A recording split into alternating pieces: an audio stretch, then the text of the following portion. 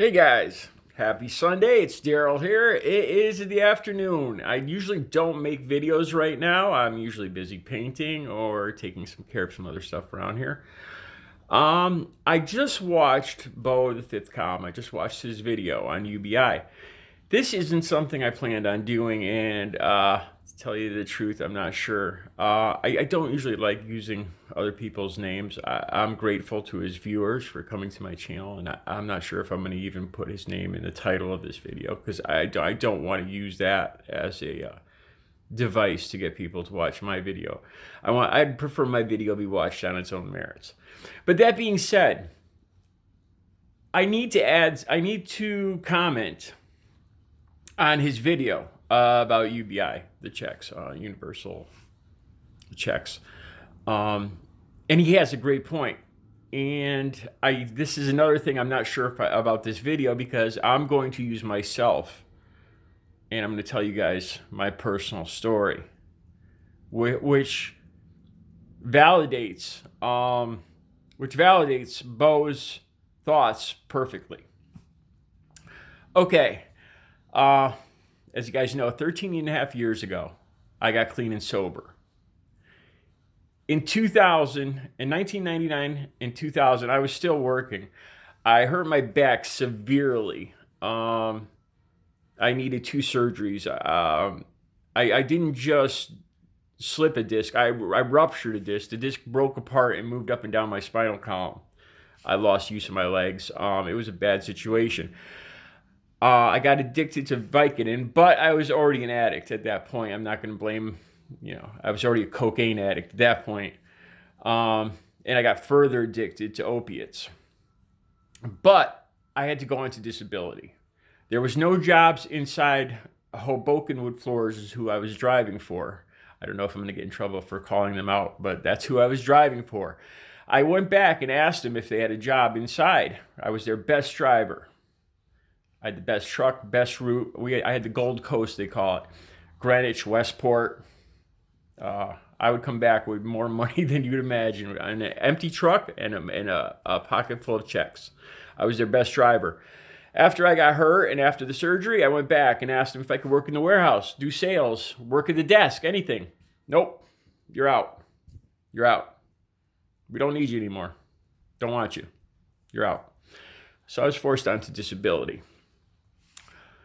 While I was on disability, my drug addiction got worse. The Vicodin stopped. I started buying heroin. I became a full-blown heroin addict on disability. Crack addict. Yeah. Things had to change. I wanted to die. In 2006, I went to a methadone clinic. My last resort. I'd been in and out of 13 rehabs. Inpatient, 13 rehabs and detoxes, 13. The methadone clinic, after 2 weeks, I started to feel normal. I had what they call a moment of clarity. And I was like, oh my God, I could do this. This is going to work. I could do this. October 23rd, 2006 was the last time I ever touched any drug. I just got goosebumps. Never touched crack or cocaine. Never touched... I haven't had a sip of beer. I can't even remember what marijuana smells like. All right.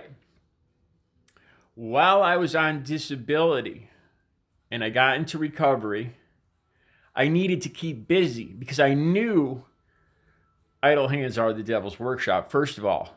And just sitting around, you want to die. You're useless. And this is where Beau is right. Before my addiction got bad, I had some interest in art.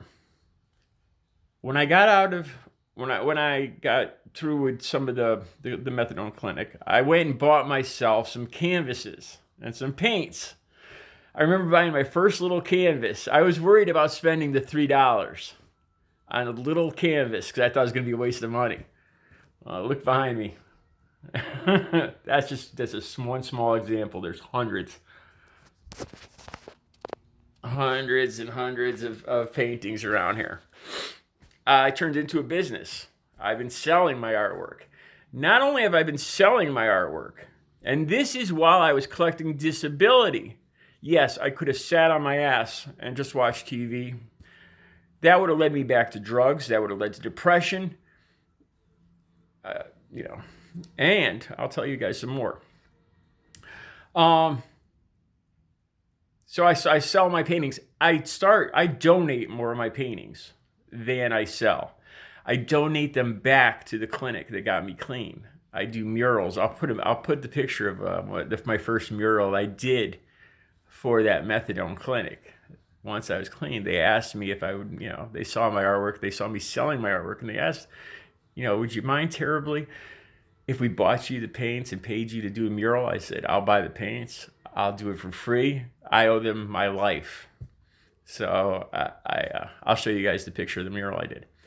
And I donate paintings to Buy Narcan every year. Unfortunately, this year, because of the epidemic, I don't think we're going to have the silent auction in Hartford. It's been getting bigger every year. It's called it's Artists Against Overdose, AOO, Artists Against Overdose. My good friend, Ben Grippo, runs it. I don't think it'll be this year. I'll put a link to that in here too. So I donate my paintings to Buy Narcan to help save lives. And this was to make my life worthwhile. I could have sat on my ass and collected disability checks for a while, and plus I got paid for my back injury, six figures. I could have sat around. That's not where I stopped, though. As you can see, I'm in fairly good shape. I started getting up at 3 a.m. in the morning. I had nowhere to be. I've been getting up at 3 a.m. in the morning for the last 13 years. Christmas, New Year's, Thanksgiving, I get up at 3 a.m. My viewers will know this. And I work out. I work out for 4 or 5 hours every day to better myself.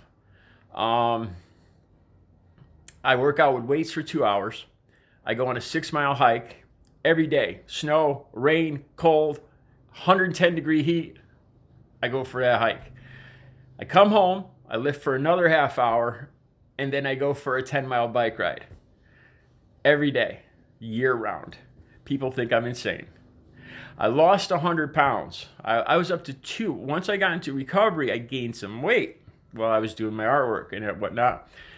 People in recovery have a tendency to gain weight. I went up to 277 pounds. I lost 90. I'm down to about 185 pounds now. Muscle, motherfucker, all muscle. 54 years old, and I'm probably in better shape than a lot of 25-year-olds. And this is all of my own volition. Nobody forced me to do any of this. This is my point, though. I'm not looking for congratulations or any of that shit. My point is to validate Beau's point about the UBI. People will not sit on their asses. I had ample money coming in, but sitting on your ass, it will be the death of you. As people are seeing right now. It's when you have to go to work every day, you fantasize about being able to sit home and sleep. But trust me, once you're in that position for a week or 2 weeks, it gets old. Then it gets depressing. And then it gets scary. No bullshit, man. A person without purpose is bad things are going to happen. Addiction, depression, suicide. You lose focus. You can't sit in the house and watch TV and eat and have sex. I don't know. You people can't do that. Maybe a few people could do it, but it's gonna come out. Your dissatisfaction will come out in different ways. We're talking about maybe spousal abuse or drinking, drugs.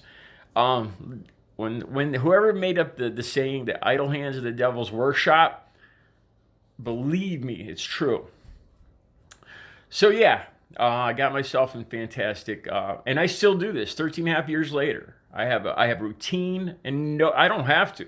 I don't have to do any of that. But I do. Well, I do now because it's what pays the bills. Back then, I didn't have to, and that's what got me started in it. And I found the satisfaction. This is what keeps me clean now. This is what keeps me clean. It keeps me happy. It pays the bills. My art. I truly believe that every person has a talent. I really believe this. Every single person on this earth is born with a talent. A talent to talk, a talent to bullshit, a talent to draw, a talent for mechanics, a talent to build engines, to woodwork. Everybody has got something they're good at, something they can make money at. Trust me. I truly believe that. I don't think God put anybody on this earth without that talent. And people use it. Like I said, when you work for years and years and years, you fantasize about, geez, I wish I didn't have to ever get up again. If I won the lottery, trust me. A couple of weeks. I never won the lottery, mind you, but it's good for a week, 2 weeks, maybe 3, but it gets old quick. It does. You have no more purpose. Can you imagine sleeping until 2? Than just eating and playing video games? I mean, maybe some people could do it, but the majority of people can't. When you're younger, maybe in your teens and you haven't matured yet. I'm not going to use the phrase real men, but or women. Adult. Well, I'll use the word adults. When you're a full-grown adult, when you're a mature adult, you can't just sit around. You're not satisfied. There's no satisfaction when you have no goals. And if there's no satisfaction in your daily life, what's the purpose? So, I probably told you guys more than I should have. But I wanted to comment on BEAU'S. He's completely right. And then I started thinking about my own situation. I was like, son of a bitch, man, I'm exactly what BEAU'S talking about. So, okay, you guys have a good Sunday. I'll talk to you tomorrow.